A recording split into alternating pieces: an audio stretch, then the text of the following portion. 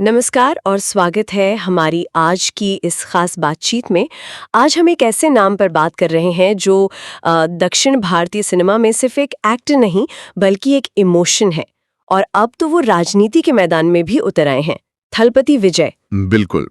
एक ऐसा नाम जिसकी गूंज सिनेमा हॉल से निकलकर अब गलियों और शायद विधानसभा तक पहुंचने वाली है। हाँ, तो हमारे पास जो जानकारी है, जो स्रोत है, वो विजय के जीवन के कई जरूरी पहलुओं को कवर करते हैं।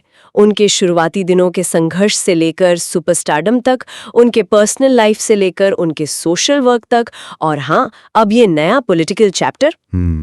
तो आज हमारी कोशिश यही रहेगी कि हम समझें कि ये जोसेफ विजय चंद्रशेखर थलपति विजय कैसे बने, उनकी इस जबरदस्त पॉपुलैरिटी के पीछे क्या राज है और अब राजनीति में उनका अगला कदम क्या हो सकता है। सही कहा। और देखिए, ऐसी शख्सियत को समझना अपने आप में बड़ा दिलचस्प है। ये सिर्फ एक फिल्म स्टार की कहानी नहीं है। ये तो सिनेमा, कल्चर, फैन फॉलोइंग और अब पॉलिटिक्स का एक क्या कहते हैं, संगम है। उनकी पूरी जर्नी दिखाती है कि आज के दौर में सेलिब्रिटी का असर कितना गहरा हो सकता है, समाज पर भी और राजनीति पर भी। बिल्कुल। तो चलिए फिर एकदम शुरू से शुरू करते हैं। जैसा कि आपने बताया, उनका पूरा नाम जोसेफ विजय चंद्रशेखर, और फिल्मी बैकग्राउंड तो था ही। पिता S.A. चंद्रशेखर, एक मशहूर डायरेक्टर, माँ शोभा चंद्रशेखर, प्लेबैक सिंगर और राइटर। हाँ, तो मतलब कला और कैमरा ये सब तो उनके आसपास ही था बचपन से।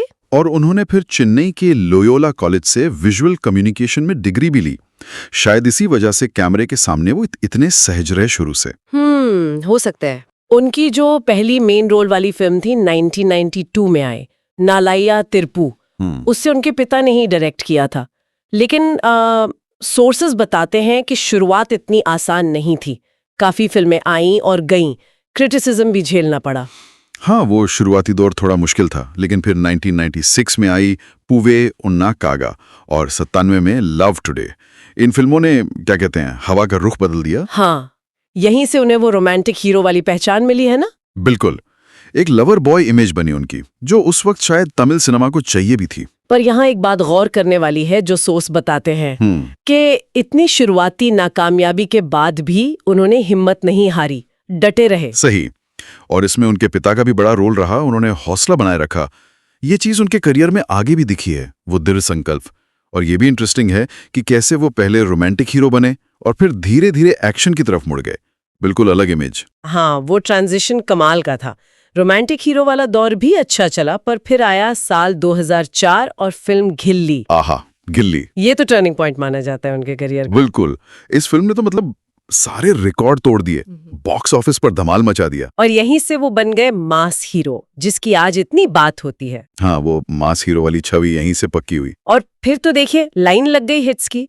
पोकिरी, थुप्पा की, कत्थी, थेरी, मर्सल, सरकार, मास्टर और अब लियो। एक के बाद एक ब्लॉकबस्टर। और उनकी पॉपुलैरिटी सिर्फ एक्टिंग की वजह से नहीं है, उनके डायलॉग्स, उनका स्टाइल, एक्शन और हाँ, डांस। ओहो, डांस तो उनका यूएसपी है एक तरह से। बिल्कुल। उनके गाने कितने वायरल होते हैं, अपुड़ी पोडू, सेल्फी पुल्ला और वो लेटेस्ट अरेबिक कुत्तू, इंटरनेट तोड़ दिया था उसने तो। हाँ, लोग उनके स्टेप्स कॉपी करते हैं, पूरा क्रेज है। ये मास हीरो वाली जो बात है, जरा इसे और खोलेंगे, ये क्या कॉन्सेप्ट है? देखिए, मास हीरो सिर्फ एक्शन हीरो नहीं होता है। विजय की एक्टिंग में एक सादगी है, लेकिन उसका असर बहुत गहरा होता है। वो स्क्रीन पर बहुत लाउड नहीं दिखते, पर उनका किरदार सीधा दर्शकों के दिल में उतर जाता है।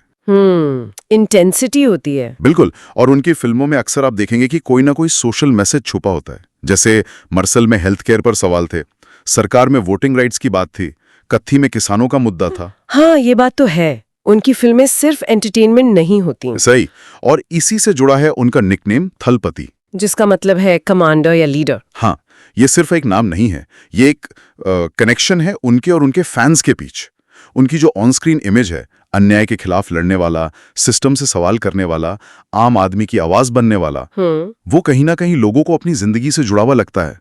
लोगों की जो फ्रस्ट्रेशंस हैं, जो उम्मीदें हैं, वो उन्हें पर्दे पर विजय में दिखती हैं। अच्छा, इसीलिए शायद इतनी जबरदस्त फैन फॉलोइंग है उनकी। यकीनन ये कनेक्शन बहुत तगड़ा है। और ये फैन फॉलोइंग सिर्फ तमिलनाडु या साउथ तक ही नहीं है, उन्हें अवार्ड्स भी खूब मिले, स्टेट अवार्ड्स, फिल्म फेयर, विजय अवार्ड, सीमा। हाँ, इंडस्ट्री ने भी उनकी प्रतिभा और पॉपुलैरिटी को पहचाना है। वो साउथ के हाईएस्ट पेड एक्टर्स में से हैं। फोर्ब्स इंडिया की सेलिब्रिटी 100 लिस्ट में भी कई बार आ चुके हैं। और उनकी पहुंच देखिए, इंडिया के बाहर Sri Lanka, Malaysia, Singapore, UK, gulf countries, सब जगह उनके फैंस हैं। ग्लोबल अपील है। सही कहा।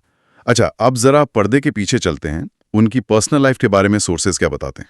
पर्सनल लाइफ को लेकर वो काफी प्राइवेट रहे हमेशा। 1999 में उन्होंने संगीता सोरनालिंगम से शादी की। वो UK based Sri Lankan Tamil businessman की बेटी हैं। उनके 2 बच्चे हैं, बेटा जेसन संजय जो शायद फिल्म मेकिंग में इंटरेस्टेड है, और बेटी दिव्या साशा। और वो अपनी फैमिली को लेकर बहुत प्रोटेक्टिव हैं, मीडिया से दूर रखते हैं। हाँ, ये बात साफ दिखती है। इतना बड़ा स्टारडम होने के बावजूद फैमिली उनकी प्रायोरिटी लगती है। और यहीं पर उनकी पर्सनालिटी का एक और अहम पहलू आता है, सोशल वर्क। हाँ, ये बहुत महत्वपूर्ण है। विजय मक्कल यक्कम, जो पहले फैन क्लब था बिल्कुल। और अब एक सोशल वेलफेयर ऑर्गेनाइजेशन बन गया है। बिल्कुल। और ये संगठन सालों से चुपचाप जमीन पे काम कर रहा है। गरीबों की मदद करना, बच्चों की पढ़ाई के लिए स्कॉलरशिप देना, बाढ़ या तूफान जैसी आपदाओं में राहत पहुंचाना, ब्लड डोनेशन कैंप लगाना, पेड़ लगाना, बहुत कुछ करते हैं ये लोग। और सबसे खास बात, जो सोर्स बताते हैं कि विजय ये सब बिना किसी पब्लिसिटी के करते हैं। हाँ, वो ढिंडोरा नहीं पीटते अपने काम का। ये उनकी विनम्रता दिखाता है। बिल्कुल, ये चीज उनकी इमेज को और मजबूत करती है। सिर्फ रियल लाइफ हीरो नहीं, रियल लाइफ में भी कुछ कर रहे हैं। और शायद इसी जमीनी काम ने कहीं ना कहीं उनकी पॉलिटिक्स में एंट्री की भूमिका भी तैयार की। और पॉलिटिक्स में आना, फरवरी 2024 की घोषणा। बिल्कुल। उन्होंने अपनी पार्टी लॉन्च की, तमिलगा वेट्री कड़कम, यानी टीवीके। हाँ, पहले उनके फैन क्लब वाले नाम थलपति विजय मक्कल इयकम टीवीएमआई की भी बात थी, पर फाइनल नाम टीवीके रखा गया। और उन्होंने क्लियर कर दिया कि उनका फोकस 2026 के तमिलनाडु असेंबली इलेक्शन पर है। तब तक वो अपनी फिल्मी कमिटमेंट्स पूरी करेंगे। एक बड़ा कदम है ये। और पार्टी के जो उद्देश्य बताए हैं उन्होंने, भ्रष्टाचार मुक्त राजनीति, जाति धर्म से ऊपर उठकर काम करना, पारदर्शिता, युवाओं को मौका देना, एजुकेशन, समानता। सुनने में तो बहुत आदर्शवादी बातें हैं। हाँ, पर सवाल ये है कि इसका असर क्या होगा तमिलनाडु की पॉलिटिक्स पर। यही सबसे बड़ा सवाल है अब। उनकी पॉपुलैरिटी तो है, इसमें कोई शक नहीं। हाँ। उनकी थलपति वाली इमेज भी है, लीडर वाली, सोशल वर्क का ट्रैक रिकॉर्ड भी है। तो क्या ये सब वोट में बदलेगा? एक्सपर्ट्स मानते हैं कि उनमें पोटेंशियल है। वो तमिलनाडु की जो स्थापित पार्टियां हैं, डीएमके और एआईएडीएमके, उनको चुनौती दे सकते हैं। खासकर युवाओं में उनका क्रेज बहुत है।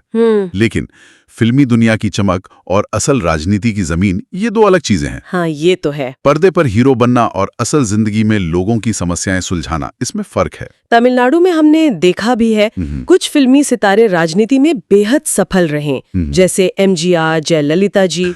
और कुछ उतने सफल नहीं हो पाए, जैसे शिवाजी गणेशन, हाल के भी उदाहरण है। तो विजय का सफर किस तरफ जाएगा, ये देखना होगा। बिल्कुल।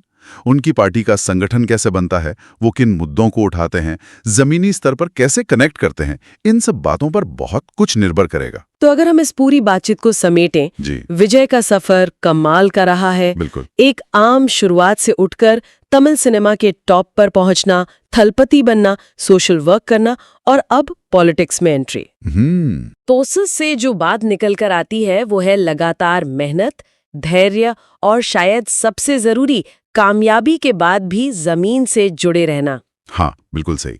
विजय आज सिर्फ एक एक्टर नहीं है, वो साउथ इंडिया में एंटरटेनमेंट, कल्चरल पावर और लोगों की उम्मीदों का एक प्रतीक बन गए हैं।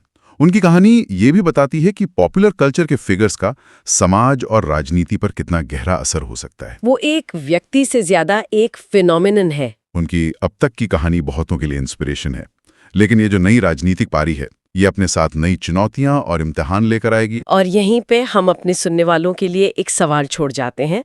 पर्दे पर कमांडर या नेता की इतनी मजबूत छवि बनाने वाले और साफ सुथरी राजनीति का वादा करने वाले विजय जैसे सुपरस्टार को जब वो सिनेमा की दुनिया से निकलकर राजनीति की असल मुश्किल जमीन पर उतरेंगे, तो उन्हें लीडरशिप की किन असली चुनौतियों का सामना करना पड़ सकता है।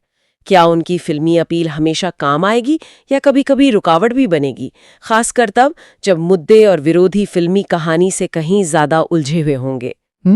सोचने वाली बात है। जरूर सोचिएगा इस पर। आज की चर्चा में इतना ही। धन्यवाद।